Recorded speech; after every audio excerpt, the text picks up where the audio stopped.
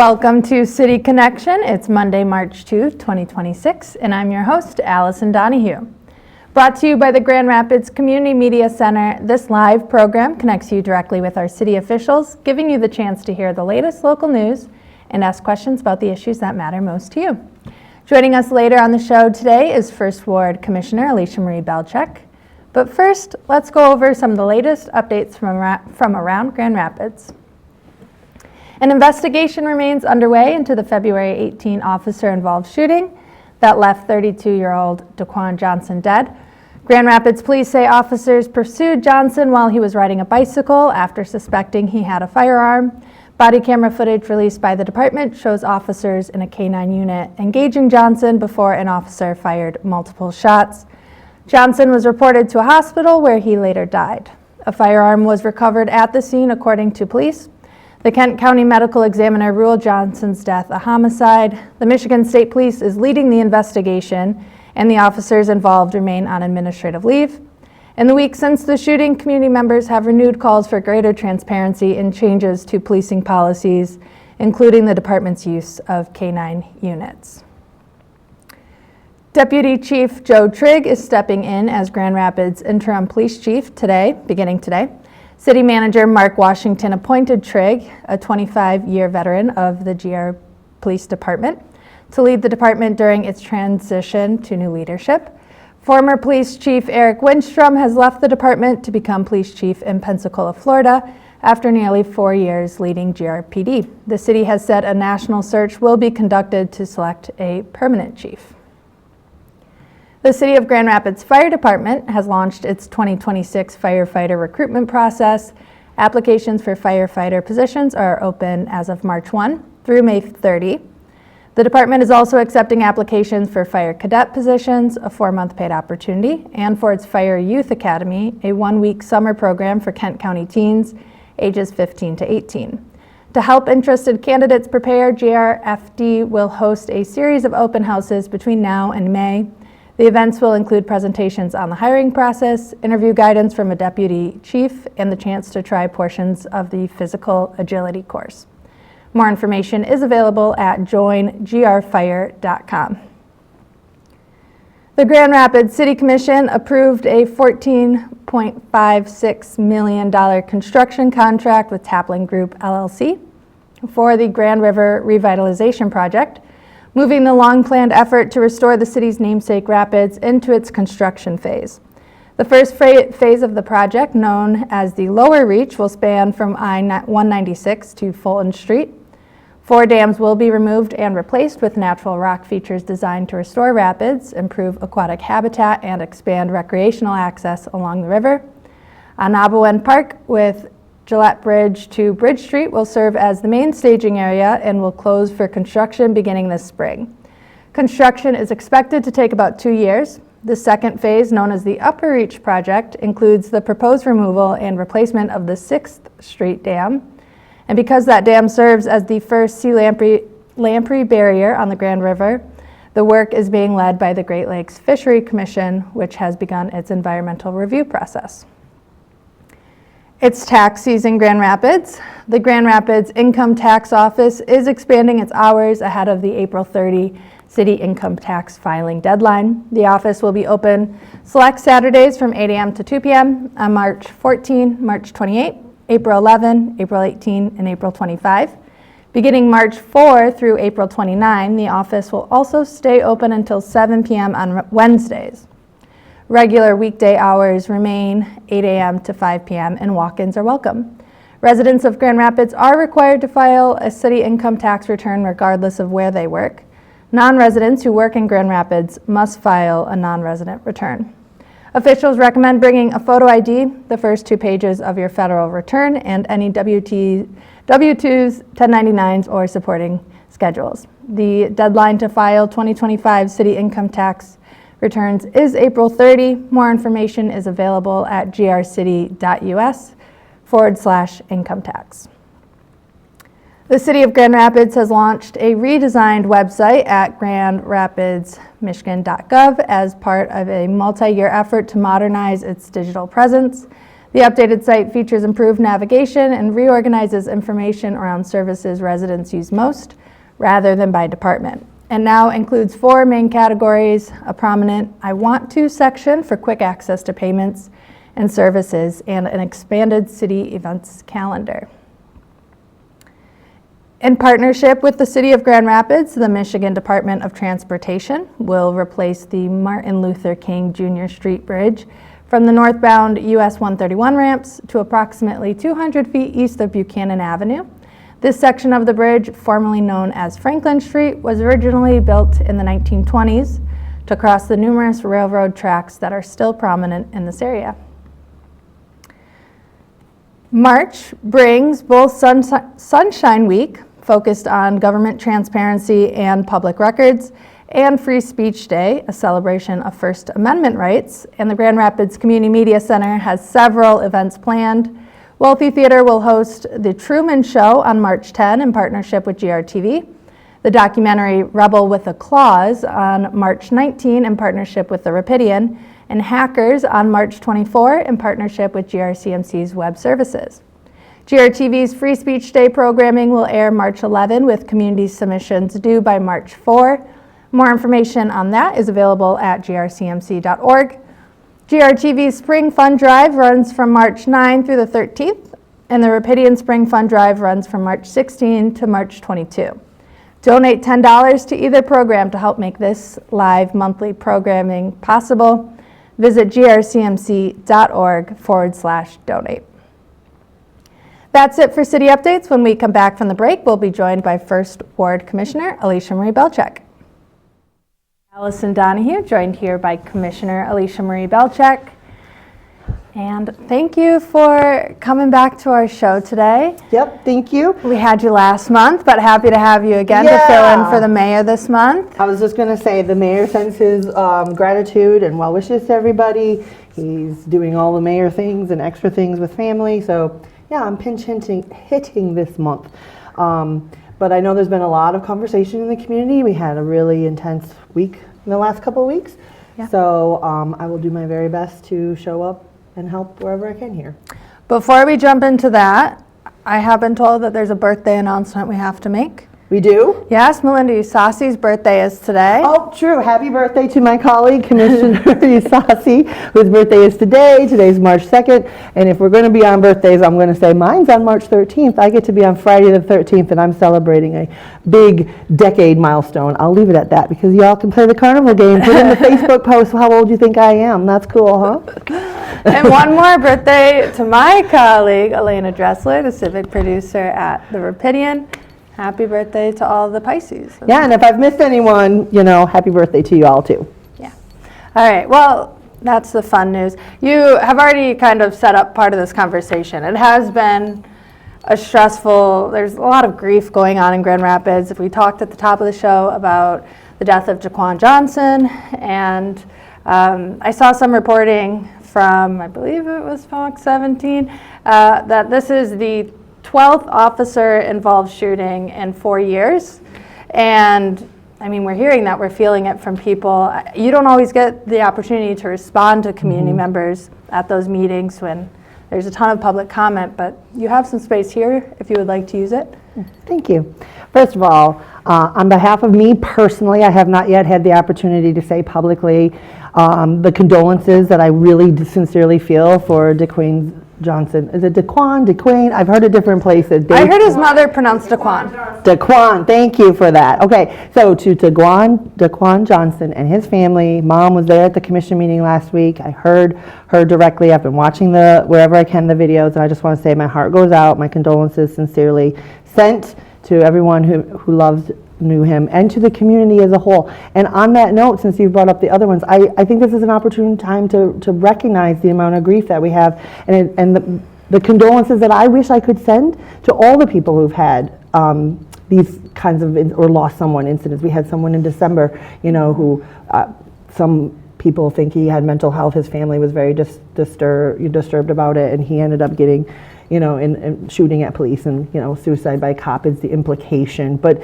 no matter how it happens, and then to recognize too that we have a lot of people in our city who are hurting when it comes to the loss of loved ones, including young ones. I'm thinking about June, that we had 3 officer interactions that led, or responses to really violent crimes in our city in one 24-hour period. And I know that a 15-year-old girl who's beautiful, I have a 15-year-old son, and she was, I believe, stabbed or something. And so, like, those are just some of the people, and there are so many more that we all, whether it's from crime in our neighborhoods, or, interactions that go wrong, or from potentially police carrying guns. There's a lot of places where people are losing their life or getting injured or other things. So I really see this as a much bigger thing than like community versus police, or policy versus police, or government versus community. I really see this as like a bigger mental, socioeconomic, humanistic, like grief, pain. We need to do some healing. We need to do some real work, and we can't. I think there's going to be some new levels of discussion that need to happen as a result. That's where my brain is, at least right now, and my heart.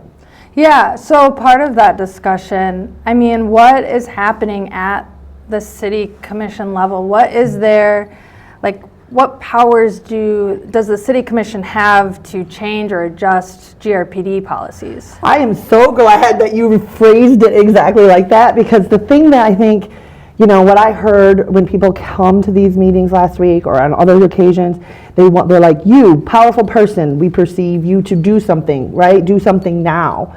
And we oversee as the commission, and we really are just citizens. We are representing the community to the best of our ability. And so like I say it to everyone, I can only do my job if I have good eyes and ears on the street bringing me information. So I genuinely want to continue that. And, we oversee Mark, the city manager, Mark Washington, who then is in charge of hiring the police chief. So he will be in charge, and the city staff that helps him, like HR and stuff, he is in charge of looking and searching and doing that for our next police chief.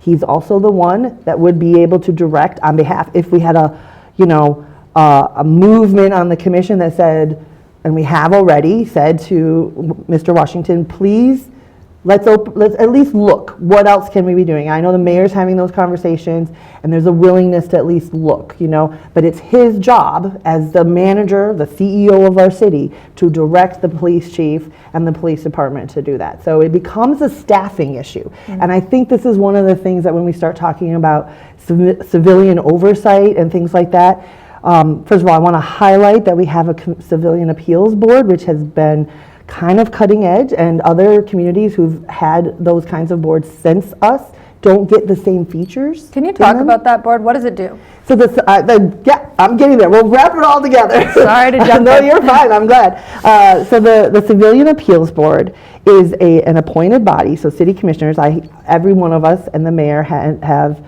direct appointees on there, and they sit and review any appeals that are brought from any complaints that have gone through, or incidents that have gone through the internal affairs review process at the police department.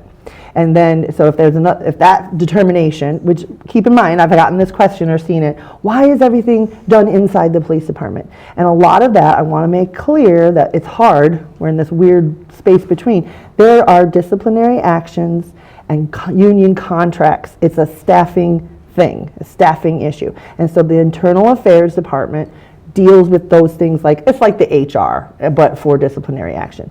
If the determination is not satisfactory, the people, the regular citizens, have the opportunity to bring the case and the findings from that to civilians. It's sort of like a jury, right? And the civilians then look at what was found, what was the evidence, was there something missing? They have the opportunity to ask a few more questions. If they want some information that was missing, or they feel like something, they do have the opportunity to ask the Office of Public Accountability to go get that through the police department. So, it's been around, and if we want to do any changes to that body, it would have to be done and be brought up during the union contracting, which we just finished last year. And the legal experts are telling us, don't open that can of worms, because we have while we could add some things, we might lose some of the things in the negotiation that, and right now many communities who've built their boards after us don't have the same features we have, including asking for more information. And now you need to talk to a lawyer because I don't know all the differences. But so when we think about the police chief, we think about civilian oversight, you know, we have the opportunity as a commission to say we would like to take a second look at these policies, but we don't write the policies for the police. The police have to do that. At least that's my best understanding right now. So I could liken this to what we do with immigration, which was also a big topic in our community. There are two policies that are related to that. One is set by the city commission that then goes for all the staff through the city manager and whatnot. So that's like elected officials, city staff, regular folks, appointed officials. And then there's a second policy dealing with immigration and how we do our looking for status or not. That is solely set by the police. So when you hear us reference this, we're always referencing those two things together. I hope that brings some clarity for some people. And can I say one more thing? Please. This is going to be a little cutting edge, possibly. I've been percolating, but really in this like what I would call a liminal space for the last 2 weeks, that place in between. And I'm, you know, like I said, I really send my heart and my love to all the people who are affected and losing people from all these different gun violence incidents. But I also am looking at this from not just the he said, she said, police versus community kind of, and then I think, so the big question I'm asking is how do we scale human healing? And what role do I play as a voice in that? And I think there's some unique things that I can do that others, and each of us can play our role. And I want us to evaluate that and say, what is the role each of us can do? Because I hear the community loud and clear. I hear the anger. I hear the pent-up frustrations, the historical perspectives, the feeling that, you know, this is a systemic oppression and things like that. I also hear that there are a lot of people trying their very best, and that we have to remember that there are people who are trying to keep our community safe and trying to respond to incidents, and maybe we need to do some better work on where it's happening and why and when. But my perspective, from just if I were to go up the mountain a little higher and kind of look, it's like there are places in our community, and this is just a theory perspective, so I'm talking on behalf of myself, but I think that there's very real possibility. There are areas that I know of in the first ward that are like, where are the police? Why are they not here enough?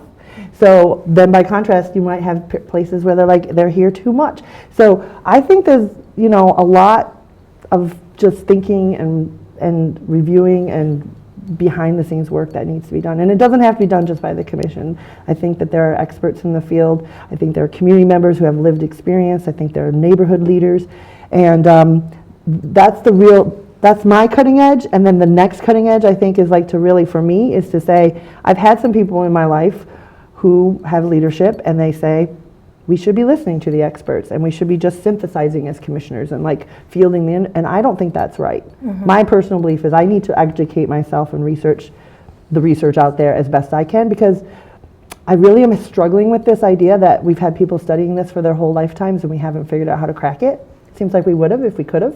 Mm-hmm. And maybe there's some other different kinds of thinking, or people who haven't been at the table, or just, you know, like I think of the box, you know, it's like, what if the instructions are on the outside of the box? We have to get out there on the outside and read them. So those are some very new thoughts I've been having in the last few days. One thing, because I did watch the last city commission meeting, and the public comment section was truthfully hard to get through just because it was so emotional. I mean, hearing from Daquan's mother was incredibly emotional. Hearing that question of like, when can mothers of Black men specifically like feel safe? And you talk about the healing, but I wonder if you see healing possible with that broken trust right now. I think that the trust being broken is the biggest symptom of the hurt. And I think that the healing includes that. I mean, I've been thinking about this too. I might get a little too deep for you guys out there. Happy to go there. This month, like from a very like, where do I stand kind of like, because I've had some people asking like, make a stand. And I realized that if I were like, why is that, like it's not an issue-based thing for me, whether it's this issue or other issues. if I really were to think about the kind of leader I am or trying to be or just naturally am aspiring to be, it is, it's like a values-based thing. And I think what I see most, if I could do one thing, people have asked me, what's your priority, right? And we've talked about housing, we've talked about the environment, and these are all good priorities from a practical standpoint. But if I could do one thing as a leader, I think that trust is the biggest issue. And so fostering trust, building trust, and I'm gonna be really, really like direct. This is not just about institutional trust, government trust versus, trust in government, but trust between each other as neighbors.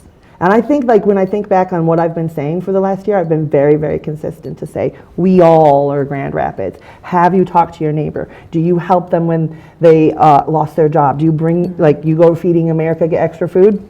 Bring extra potatoes. None of us want all the potatoes, Feeding America. But thank you for the potatoes. And, there's places that are doing like food network and like mini little groups, like social, that decentralized networks of community. And I think about these things like, do you know who to call? And I heard people saying like, I wouldn't call the police first, right? But having people to call. And if my kids needed to be home alone, do I have someone I can say, watch out? If my dog hurt somebody, do I have somebody who's gonna help? Do I know where to borrow a cup of sugar? I mean, I kind of like, guys, like Mr. Rogers' Neighborhood, like if we could all be a little more like that, maybe we'd all make the world a little bit better place. There you go, I'll end there. On the institutional side of it though, I know at the last Mayor's Monday Forum, it was on policing and justice, which just happened to be timely. But one of the things that was discussed was encouraging civilians to be involved with the process of finding a new police chief, a long-term police chief. Do you know much about that upcoming process and how folks can get involved? So I would say pay attention. I have been told by the city manager it is his intention. I think it's his desire. In the past when we hired our previous chief, we had community stakeholders, we had other people providing input. So I think even though it's his job and his responsibility, he takes it very seriously that this is also a community input time. And so I think there will be opportunities. He'll want to hear from the commission, obviously. He'll want to hear from appointed leaders, community leaders, neighborhood leaders, and the public in general. So I am not in charge of community engagement, but I'm sure we're going to have some. We have a great department, and we have let me talk about that. We have a new framework. For months and weeks and years, we've been saying, why don't we do better with our communications? And they just announced, as in the city staff just announced at a couple meetings ago, our new fully fledged, fully thought out community engagement framework, which really, I hope, will help everyone understand this is a time when you can give input. This is a time when we're just telling you something, so you start adjusting, and this is a time when you actually are co-creating with us. So I think if you pay attention to that, this will be probably more in the input section, like, give us some ideas, but obviously Mr. Washington will have the end decision. Do you have something that you're specifically looking for in a new chief? It's really too bad that Chief Winstrom left, because I think that even though he got a lot of heat, continues to get a lot of heat, I think that he really, truly, from his heart, did a lot and could have done a lot more in our community. I've had the opportunity to go to every last one of our oath of office swearing in for our new officers. Some of them are coming from other communities and are lateral. Some of them are new, coming out of the academy and young. And so I've gone to 4 or 5 of those now. And when I'm in those rooms, what I hear directly said to the new officers, we hired you for your heart and your character. Never forget that who you are inside the uniform. Never forget that you are there, and ultimately not just to provide safety and to respond to incidents, you are there to continue to provide care, compassion, and empathy. And I didn't hear it once, I've heard it consistently over and over and over again in those rooms. So I think that there is a culture shift inside. I think it's hard to see that on the outside. I think that there's generational shifts happening. But when they keep saying that over and over again, and most of the internal affairs reports that we're having, the incidents or whatever complaints, those are coming from inside the department, not from outside. And I'll just say this last thing. I heard a lot of pain at the commission meeting last week about what, like all these stories of like personal experiences in my neighborhood. And part of what I was thinking was, why didn't you make a complaint? We don't have data if we don't have community people saying this happened to me. And we can't push back and say, police think we're great. Okay, but how many data? No data points? It's as if it didn't happen, even though it's a real lived experience. How can folks make those kind of reports? Because I know that some people might hear that and think like, I go to city commission meetings, I give public comment, I'm vocal on social media. Why does it fall on me to make these changes or to make these complaints? So that's really, really good point. So I'm gonna first say the data, right? That's if nothing else, help us make some data. So like everything, we have a process and we have to have a process. And so you call OPA, you can call 311 and ask, and they will connect you with whomever, or you can go right to the police department. It's pretty straightforward and simple, and then they will guide you from there. And in some cases, there may also be online specific web pages, but I would say call 311, and they will either route you to OPA if you want to be the non-police citizen side, or they will route you to the internal affairs, police complaint line. Is it recorded in any way, like when there is like during public comment sections when 95% of the people are there for one topic? Is that also a way to kind of gather data of? I think it's good for us as commissioners and in the public, and make that public record. And then clearly, as we've seen from some viral clips from those comments, other communities, other people snip, and then they go and they get potentially taken out of context, even if, whatever the message, good, bad, or indifferent.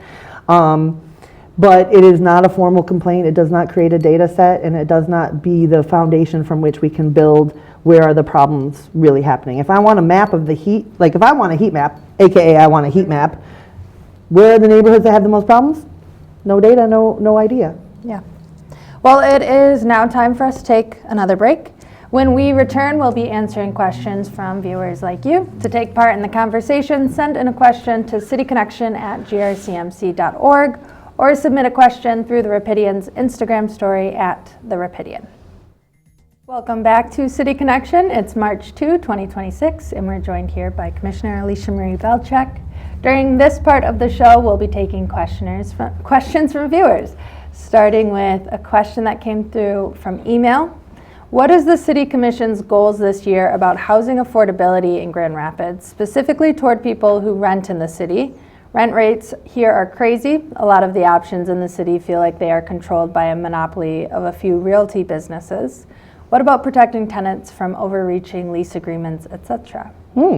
Great question. So interestingly, last week's commission meeting was a meaty meeting, not just in the public side, but even before that, all our morning meetings leading up were lots going on. And one of those things is a review, mid-year review of where we're at in our goals and where we have been in the past, including housing. And so I really encourage everyone to go fast forward and scroll through those morning meetings and look for the committee of the whole, which is usually the last part of that section. And we had a big briefing and presentation with time for questions from commissioners and whatnot too, and the whole section there about housing. So there's like a chart. We are on track and over from last year in terms of the number of units of housing. A lot of them are still market rate, but we're doing, and I'm not going to get the percentage right, so I'm not going to try to remember, but it was quite a respectable percentage that were considered 80% or lower, or AKA affordable. And with the 80%, I mean of AMI, which stands for the area median income. So this is something that I like to touch on a lot because people don't understand what we're saying when we say affordable. And I don't even like the word affordable. I like attainable, which is a whole different maybe mindset or model. But the governmental standard set by HUD, the housing department at the federal level, is AMI, area median income, which is the entire area, is based on the census. So it's Grand Rapids plus Kent County. And so the research that I've done suggests that the AMI just for the city, if you just look at the city, our area median income inside the city boundaries is about 10 to 15 and as much as $20,000 less than the countywide area median income. But all of those numbers, when we say it's 80% of the area median income, is the countywide. Yeah. So that's partly why it feels so much more unattainable for you, because you're looking at, we're building housing that's quote unquote affordable at 80%, but it's 80% of the county, which is already $10,000 or $15,000 more than your income here in the city, potentially. So, and again, this is my opportunity to remind folks that it is private development that builds housing. So it's not the city itself. In very, very few cases. We do own through the Housing Commission a couple of senior apartments kind of situation, but we are not landlords, right? Or we're not tenants. Well, that came out wrong, but yeah, so we work with private developers in terms of permitting, land use, and then like incentives, whether it's tax incentives or other things in partnership with like whatever they can get for their state, federal, and things like that. And we have the Emerging Developers Program, which the majority of those are folks very interested in starting for the reason of being able to provide better housing for affordable folks, right? Yeah. If a tenant in Grand Rapids or a renter feels like their leasing agreement isn't fair, Yeah. is there a route for them, like through the city? Yeah, that was a complicated question they had given us. I would actually encourage them to reach out to, what am I trying to think of? The legal folks that do stuff through the courts. Why can't I think of their name now? I don't know, and I don't know I can help. Yeah, there's like free or low cost services there. They have an office right there in the courthouse and things too. But the state of Michigan has rules about what has to be in leases, what can't be in leases, and oversees that sort of stuff. And most judges, if you're going through like a process, I happen to be speaking from personal experience, that, they say, well, these fees, let's say you didn't pay your rent and you've got all these extra fees and now you're going through eviction, and the judge will look at those and say, those fees are too much, and they'll cut them in half or whatever.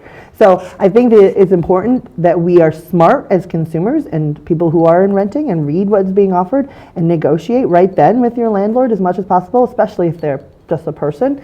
I know that the commenter said something about large businesses and realty. And that is sort of true on some level, but it's also true that sometimes we have a lot of management companies, half a dozen big ones. So you might see their names a lot and think it's all one company, but they're actually middlemen on behalf of private owners so they're just doing the management so that the other people can just own and walk away. And they take a significant portion of the rents and profits in order to do that. So work with your person, and if you have any questions, I guess, continue to reach out to, I would be happy to, when I remember what the name of the group is, put it out there. Okay. We have another question that came to us by email. The snow just melted and revealed a whole bunch of dog poop on my sidewalk that has been picked up all winter. Am I responsible for cleaning this up from the city's perspective?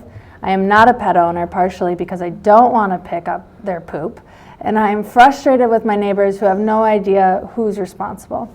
I put up signs in my front yard, but I'd rather not get a ticket from the city for not cleaning up my sidewalk. Well, first of all, thank you for being a very conscientious and smart person, like taking care of your sidewalk. Most people aren't even paying attention to that, so thank you for being a great neighbor.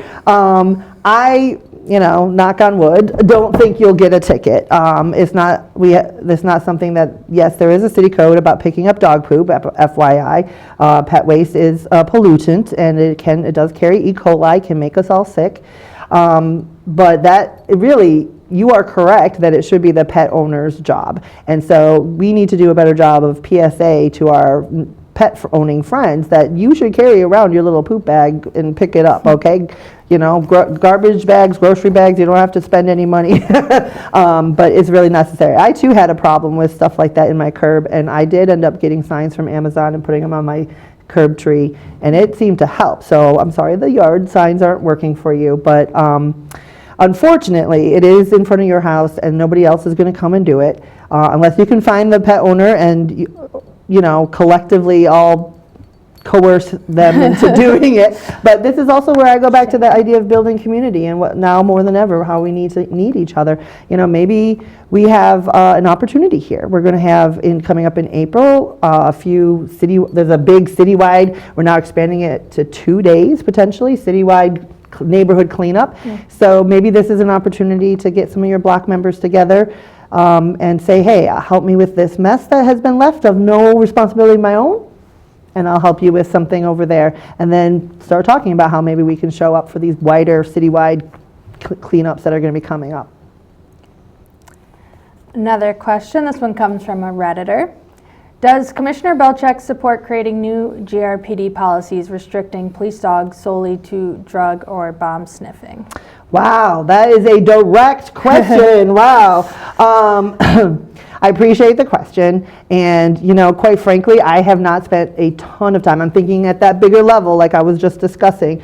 So I have not decided if I'm going to be saying we should restrict police dogs solely to one thing or another. I do understand how horrible and off-putting it was, and I do very much think that dogs of any sort should not be hurting people that, you know, and having injuries. I do think like that is a risk we all have, and you know, I have personal opinions about dogs I've had in my neighborhood that I feel strongly about. So I just feel very much like we need to investigate this and think more about what the policies exist, what works, what doesn't work, where does it make most sense. That's a very tough one. I don't mean to defer, except to say that I just don't have enough information to make a really strong opinion. And as far as, like we've talked about, policing policies, that is Mark Washington. We can direct if there's enough movement or consensus on the commission to, you know, look into that more. I think that is going to be a longer discussion that we have to have. And I want to acknowledge where we're at in the whole process of seeing what happened. We're in the, you know, the anger and the grief and the fear kind of part of it, and some of that is carried forward from generations. So now's not the time to be making emotional decisions. You know, the time to make good decisions is when you can really process all that. Another question from Reddit. Do you support surveilling the community with flock safety cameras? Well, I understand a lot of the conversation, and I personally, I don't like Ring cameras, okay? I'm going to say that, all y'all who have those. We are all watching each other all the time, and I think that my mindset is just like there is no expectation of privacy in most cases. Now, I am going to be clear, I do not own a Ring camera. I have been encouraged to think about that because we're living in an environment with more potential danger, and, you know, I have a family and myself to think about. But I also understand that Flock is not a well-respected company and that there's real data concerns. That is something that I personally, firsthand, researched very heavily last, I want to say June, because there was a lot of controversy about that. And like all the subscriptions that seems to be going around, you can subscribe to things and suddenly all your notifications and data are being shared. Flock had a setting in the back end that would automatically do that. And so I wanted to make sure that wasn't happening. And I have been triple, double personally and all the things reassured, and that they have been, the police department that is, has been in touch with like Kalamazoo's police chief where they had an issue and other places. They're aware of it, they had fixed it, the IT people said they fixed it. So I know I'm not answering your question about supporting or not supporting, but I am telling you that at this time I have a high degree of confidence firsthand that our flock cameras are not sharing data beyond our own police. We can have a larger conversation about what it means to be, you know, everyone in surveillance at all times. But that's where I'll end on that, I guess, for now. Can I ask a follow-up question Sure. around that? The last time we really had a large conversation in our community about surveillance was when GRPD announced that they'd have drones. Yes. And it was actually an investigation here at the Rapidian that was done to see where drones were being flown in Grand Rapids, and we found that drones were more often flown in low income and neighborhoods that had a lot of Hispanic and Black folks living in them, which was, you know, a disappointing thing to learn. Is there any way for the community to track like where these flock cameras are, or if we know if there are more in one neighborhood than the next? I don't know that off the top with the flock, but I do think, like, again, when we're talking about flock or the drones, these are really important discussions. And when I said that last week's meeting was really meaty, the part of that is we had a our annual presentation at the Public Safety Committee, which happens at 12:30. It's its own video on YouTube for the city city site, so go there and you can watch. They presented the entire, like, here's where drones are going, here's where they're not. Now, my understanding is the flock cameras have been, for whatever reason, like they were before that surveillance reporting was mandated, so they're like grandfathered in. But it was interesting to me, one of my takeaways from that meeting, because I sat there for that, was about that it's 40% of the drones for police usage, because also keep in mind fire uses it, but for police was actually on the west side. It wasn't in like some of these other neighborhoods you might imagine. You know, and so, but 60% of fire drones, so again, feeling like more drones are in your neighborhood from the 49507 area, the same area we were talking about with some of these problematic incidents and sadnesses. And so that was interesting to me, like there's 60% more happening there because there's like poorer housing stock and there's more fires. But we don't know as people, you just hear police or you hear sirens or you hear, you know, drones and you're like, oh, they're all following me, but it might be fire. So that was kind of a surprise to me, like the disparity just like that. So go back, watch that. You can ask for the report. It's available every year and we'll keep researching. That's what I obviously like to do, so. Thanks for answering my follow-ups too. It's time for us to take another break. When we return, we'll be taking more questions from the public. Welcome back to City Connection. We're joined by Commissioner Alicia Marie Belcheck, taking questions from the public once again.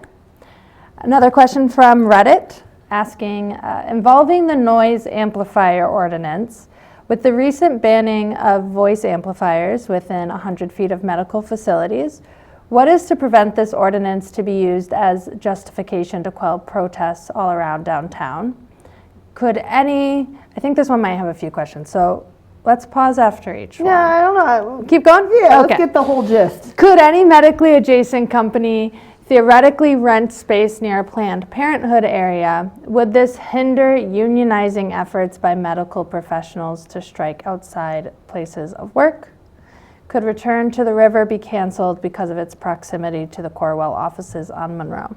Okay, so I think that last bit is its own topic, but the other ones seem to fit together. And honestly, I'm going to be frank right now, I'm not sure I know what return to the river is. Is that part of like going into, getting involved in river activities? Yeah, and I outdoor. believe it's a festival. It's a festival, even better. We have so many festivals. Don't quote me for sure. So let's just address that one since it seems to be the simplest.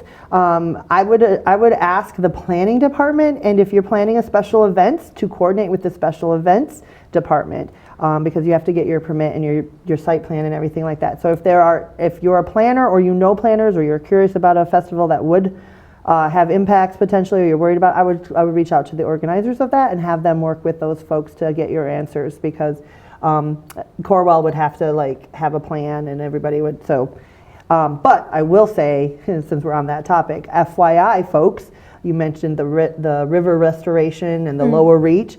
That was also presented on the other day, and I forget which committee it was in, but the presentation actually suggests that we're going to be closing Anabawan Park and that whole area so that there can be construction staging and all the things for 2 years. Yeah, starting the spring. Yeah, so my question is where's the fireworks going to be and everything else? People gather there. And this is right at the same time when we're launching the soccer stadium potentially, and as things go on, and the amphitheater. And so that's a busy area of our downtown. I do know that the public museum should be having their Riverwalk area done soon, so maybe that is an alternative. But yeah, there's construction and changes in our community does impact our events. Yeah, and Art Prize. It's a big area for Art Prize. Now on the rest of the stuff, you'll have to remind me a little bit about what the question was, but there were a few. So the noise ordinance, that's what I call it for lack of a better term right now. I appreciate the questions. These are all questions we brought up, we thought through. There were some commissioners that were concerned about these kinds of questions, and it certainly is not, from my perspective, anything that that is not the intent of the ordinance. The intent of the ordinance is to give some clarity for law enforcement to say this is when it's okay and this is when it's not okay. Not about the free speech and doing that protest activity, but also how do you balance that with the rights and respect for patients and for people seeking care and privacy. So I think that for me, we have a very defined map of where that was presented during the conversations, not necessarily when we were voting, but throughout, that the city attorney provided us. It was like, these are the known health care places and they have dots. And those are the places we were looking at and considering when we made this ordinance, not a carte blanche anywhere, everywhere. Could that map change in the future if there were new facilities opened? Probably. But again, I don't think we as a city commission want anyone to not be able to voice their First Amendment rights, strike, do all those sorts of things. So that's how I would answer that. And it is just sound amplifiers. Right, you can still protest. It's just like not to use such loud sound and speakers, and because some of these people are carrying around little karaoke megaphones, machines. Yeah, exactly. So it's like, it's not your normal volume. And if it's happening every day in a particular area or multiple times, it's more than just like a one-time, picket protest. We had some this weekend, right, at Rosa Parks and other places. Like, it's there, it's a few hours, you leave. All those things. But if it's going on for lots of time, or it's impacting the businesses and the neighbors, we have to consider other people's rights and their need as well. This is the hardest part of being at this level. It's like balancing. It's like, how do we get enough of everybody's needs met? And if I am remembering this right, because this was part of our conversation last month on the show too, your vote was kind of interesting during all of this, because you voted to pause once these things were being brought up about kind of these questions. Will it affect protests happening downtown, X, Y, and Z? And then that vote didn't pass to pause the conversation. But then you also voted in favor of the ordinance. Can you talk a little bit about that you brought that up? So I've tried to be clear that it is about balancing. I'm very strong about the First Amendment. I'm a former journalist. I understand the right to free speech. I understand some First Amendment law a little bit, and it's that's very vital and important now more than ever in the current environment that we're in and going into an election year. So I want to put that front and center. So having these questions, having put a pause, the motion on the table at the time had been to pause through May to consider these extra questions and then take another vote at that time. And that vote did not pass that motion did not pass to table it with the idea of researching till May. So, because again, I'm we've been dealing with this, trying to figure this out. The city has for 5-8 years. What's another few months going to matter? But overall, do I want something to be done to give clarity to our community, to give clarity to our law enforcement, to give clarity to those who want to protest? Yeah, I want something that defines, and that is the job of the commission. So in the end, if it wasn't going to be held over, it is still my decision to, vote to get something on the books, because we can vote and have it pass and do something, try it, see how it works, and then maybe change it later. Or we can all go, I guess, I don't know, I'm too afraid to make a decision, and then nothing happens. And then we don't get change. Yeah. Let's move on to the next question, because we are getting to the end of the Sorry, show. No, that's not your fault. It's not your fault. I'm just keeping us on track. You guys track. are asking hard questions Another question today. from Reddit. During the last sit-down with GR City Access, you've mentioned, I believe they mean City Connection, you've mentioned several times about the data not being there regarding public safety, specifically ICE, and about time and place reports. What kind of community engagement are you referring to here? Are these reports to be emailed to commissioners directly? Should citizens rely on independent groups for reporting, or does the city make room for these reports? And what assurance do people have that it will take possible misconduct seriously? That's a lot of stuff in that question, and I think there's some overlap. So it's very hard because we get two ideas conflated with each other. So I want to be really clear that ICE is not GRPD, right? So I have data about GRPD. I don't have data about ICE. I don't have access to federal databases. I have access to municipal, sort of, if I ask the right questions and get staff to reply. That said, when I was talking earlier about making police complaints, or even if you feel disrespected by getting a ticket, and how that interaction went, like, we need to be able to have data to be able to track that. And I would say that is good for the officers, it's good for the leadership in the department, and it's good for the rest of us. When it comes to other things in the community, I'm just saying, let's be careful not jumping to conclusions, because there's a lot of confusion at the federal level about which agency is doing what and for whom, and we don't have that data. And so you can bring me stories, but until I know specifically what to look for and how we helped or didn't help, I need actual things that they can look up in our records at the city level. Can we do a speed round for the last I'll try. question to squeeze it in right before the end of the show? I want to make sure everyone's question is asked.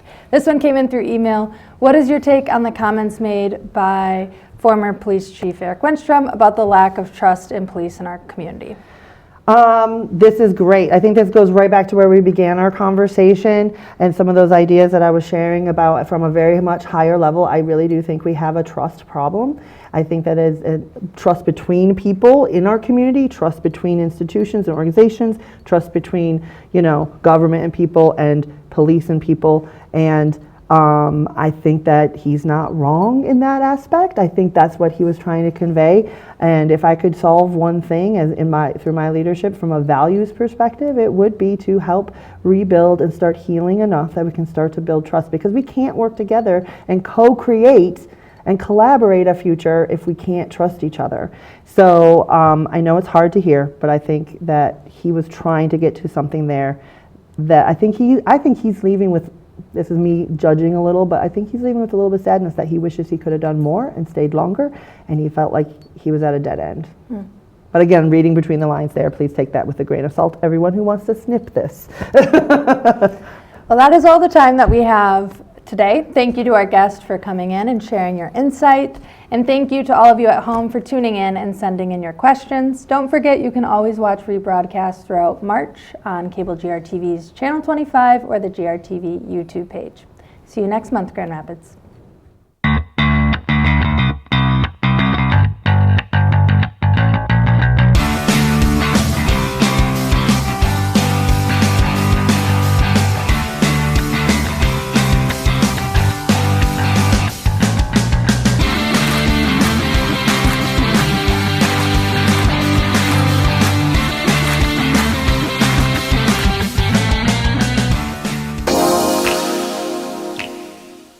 The Grand Rapids Community Media Center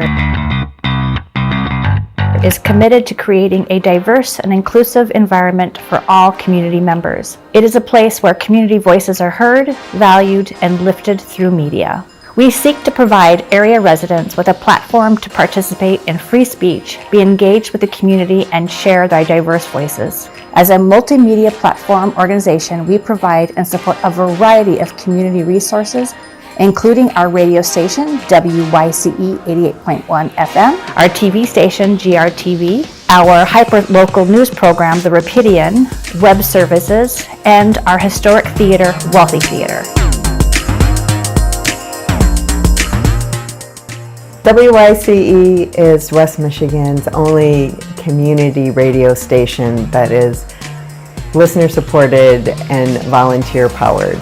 WYCE uses local voices to help listeners discover and celebrate different services, cultures, and events. What I really like about programming music in WYCE is I get to not only interact with listeners and local musicians, but I get to put together a musical collage every week and give it away to the universe. As a volunteer programmer, you get the training on how to use equipment, how to access music from the library, and how to put together a great show that showcases local and national artists and still has your creativity included.